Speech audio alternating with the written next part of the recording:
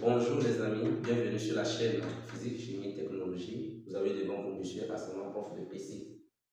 Voilà, nous sommes là pour continuer avec nos exercices d'entraînement et de renforcement pour la suite de nos cours. Ok, nous avons ici deux grandes parties d'exercices que nous allons surtout au niveau des compositions organiques. Grand A, nous allons donc sans plus tarder, nous allons démarrer notre exercice.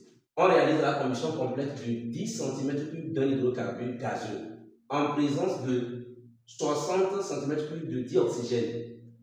Après combustion, il reste 45 cm3 d'un mélange gazeux dont 30 cm3 sont absorbés par la potasse et le reste par le phosphore. On dit aussi tous les volumes gazeux sont mesurés dans les CNTP. Déterminer la formule brute de l'hydrocarbure. C'est très simple. D'abord, on doit licencier les données qui vont nous permettre de faire notre travail. Alors, les données, volume de l'hydrocarbure. L'hydrocarbure, tout le monde sait que c'est CXHY. Il n'y a pas de souci. Ça fait 10 cm3. Maintenant, le volume de dioxygène utilisé. Vous avez 60 volume initial de dioxygène utilisé. Ça fait 60 cm3. Maintenant, on dit après la combustion, il reste 45, dont 30 sont absorbables. Vous savez que la potasse absorbe le CO2. Donc la potasse fixe le CO2. Donc il a fixé le volume de CO2. Déjà, même quand on a dit ça, il faut retenir que c'est le volume de CO2 qu'on a donné. Donc, volume de CO2 égale combien? Égale 30 cm3. Maintenant, et le reste par le phosphore. Il faut dire que le phosphore fixe le dioxygène. Le phosphore donc, fixe le dioxygène. Donc, c'est le volume de dioxygène restant qu'on a donné. Donc, on va dire ça VO2 R. VO2 restant égale à combien? Ça fait, donc, vous avez la différence. Vous allez faire 45 moins 30. Vous trouvez ça, on trouve combien? 15 cm3. Voilà, c'est fini. Donc, ça, vous avez détaillé maintenant. C'est comme la forme brute. Forme brute. Forme brute de l'hydrocarbure. De l'hydrocarbure. Donc, forme brute de l'hydrocarbure, il faut passer d'abord par la combustion complète. Donc, l'équation bilan. On va parler d'abord d'équation bilan. Équation bilan.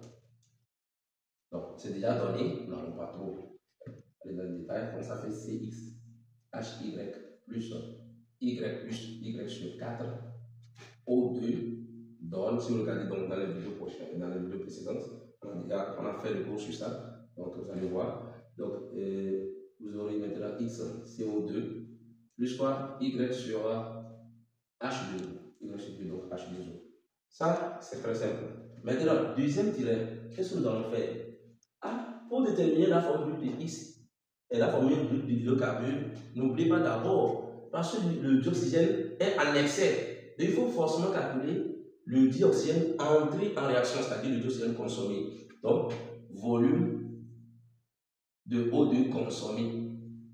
O2 consommé.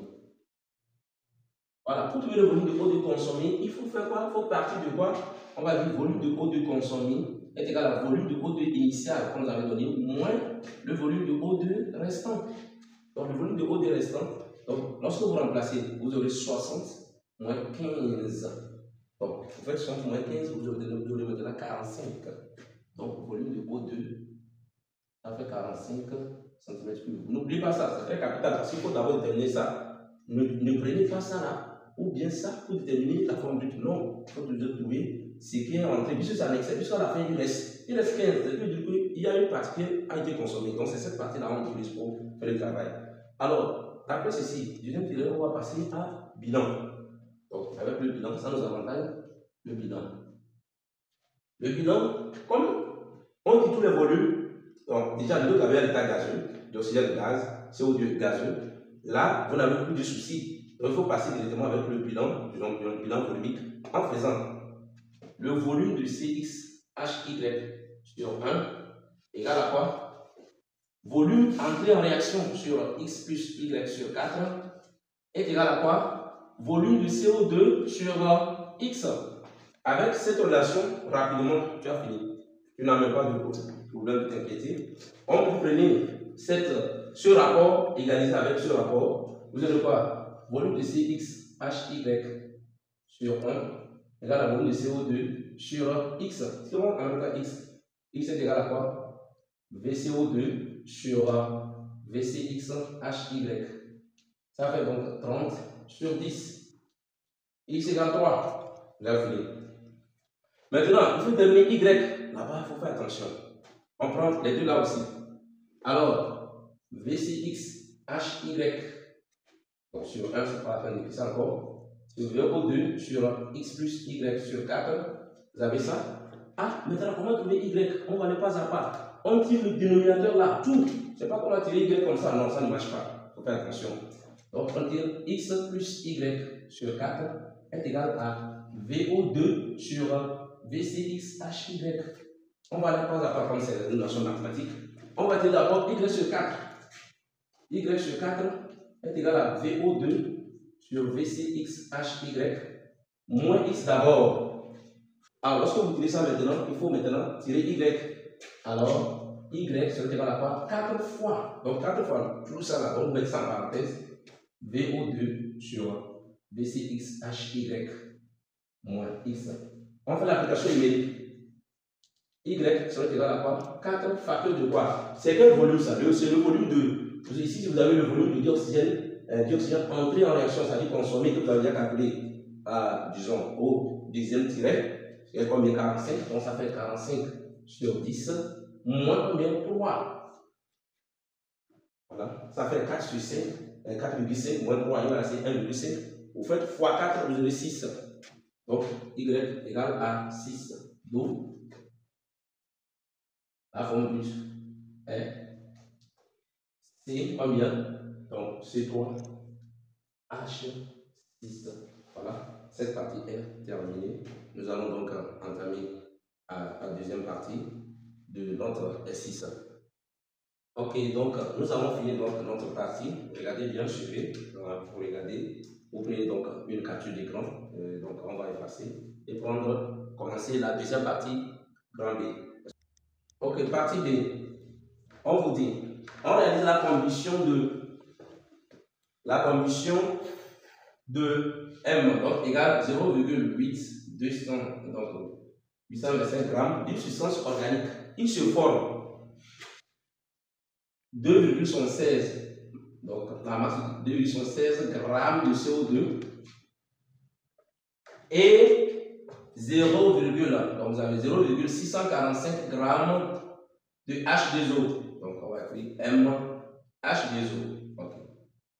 La masse molaire de cette substance vaut, donc vous avez la masse molaire, 92 grammes par mol. La première question pour cette partie dit montrer que cette substance est un hydrocarbure. D'abord, avant de faire ça, il ne faut pas tout jeter en même temps. Non. Pose-toi la question, c'est quoi l'hydrocarbure? Donc on va dire la définition dit quoi? Un hydrocarbure est un composé chimique ne contenant que du carbone et de l'hydrogène. Voilà. Donc pour procéder à cette démonstration, montrons que cette substance est un hydrocarbure. Cela revient à dire quoi? Tout simplement à chercher la masse du carbone, la masse d'hydrogène et vérifier si les deux masses correspondent à la masse de la substance. Si on trouve ça, l'égalité, alors c'est un hydrocarbure. Mais s'il manque, ça veut dire qu'il y a un autre élément. En ce moment, ce n'est pas un hydrocarbure. Maintenant, on va montrer. Ok, c'est très simple. Connaissant la masse du CO2, la masse de l'eau, nous pouvons automatiquement déterminer la masse du carbone et la masse de l'hydrogène. Alors, masse du carbone, ça fait 3/11. Rappelez-vous donc de cette relation. Elle est capitale, tu n'as plus besoin de faire des démonstrations. Tu plaques ça et puis on avance. CO2, donc en application numérique, 3 fois combien? Vous avez 2, nous sommes 16 divisé par 11. Donc vous avez ceci, il faut faire maintenant l'application numérique. Vous aurez donc vous obtenez 0, donc lorsque vous calculez MC, vous avez 0,753 grammes. Ça c'est la masse du carbone. Alors, on va aller aussi la masse de l'hydrogène. Ça fait 1/9. C'est la relation retenue. C'est ceci. En application numérique, ça fait combien? 0,645 divisé par combien? 9. Il faut aussi passer à l'application numérique. Vous aurez donc la masse de H est égale à 0,012 grammes. Maintenant, la question c'est quoi? Montrer que la substance est un hydrocarbure. Alors je vais vérifier ici. MC plus MH. Je remplace d'abord. Ça fait 0,753 plus 0,012. Mais d'après les calculs, on obtient 0,825 qui constitue à la masse de la substance égale. Conclusion, c'est un hydrocarbure. Cette substance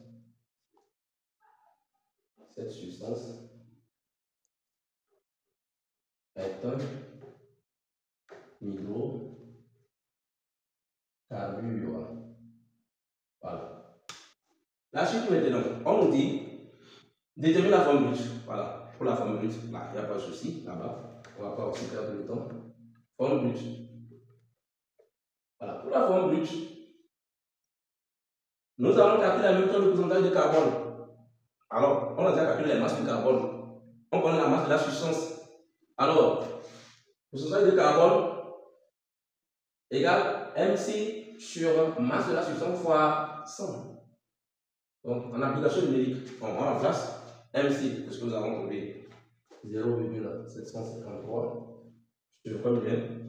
Sur 0,825 fois 100. Donc, vous devez donc faire l'application numérique. Donc, vous aurez donc 91,27. Voilà, pourcentage de H. Voilà, il y a deux possibilités de déterminer le pourcentage de H.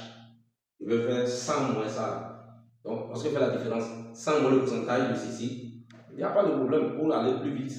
Donc, je vais faire en même temps 100 moins le pourcentage de C. Vous remplacez 100 moins 91,27. Ça, avec votre machine rapide à retrouver 8,113. Donc, pourcentage de H a fait 8,113. Maintenant, la formule que nous demandons de déterminer, rappelez-vous de la formule de quoi? Masse molaire sur 100 égale 12x sur pourcentage de carbone égale Y sur pourcentage de H. Donc, avec cette relation, on s'arrête là-bas, on ne va pas mettre oxygène puisqu'il n'y a pas d'oxygène ici. Alors, avec cette relation, c'est très simple de voir. Donc, n'allez pas, ça ne va pas vous créer des soucis. On va aller directement, on va donc tirer notre X. X serait égal à quoi? Masse molaire fois combien? Pourcentage de carbone sur 1200. Donc, on n'a pas besoin de. Même si on ne fait pas l'application numérique. Lorsque vous remplacez en même temps, tout le monde peut faire ça. Ça c'est très simple, mais pas compliqué quand même. Pour remplacer la valeur, donc lorsque vous calculez, vous aurez donc 7. Et pour Y, vous allez faire aussi masse molaire fois pourcentage de H sur 100. Lorsque vous calculez là-bas, vous obtenez donc 8. Après le calcul, donc vous obtenez ça. Et nous, la forme brute. La forme brute. On va obliger de ne pas perdre le temps avec vous. Forme brute. On obtient maintenant C7H8. Voilà. Voilà donc les détails bien expliqués. Je pense que vous avez suivi et faites un effort. Écrivez-moi en commentaire. N'oubliez pas de liker la vidéo, activer la cloche de notification, abonnez-vous à la chaîne pour ne rien manquer parce qu'il y a plus de méthodes. Beaucoup de décisions seront traitées sur cette partie pour vous renforcer. Merci beaucoup et bonne journée.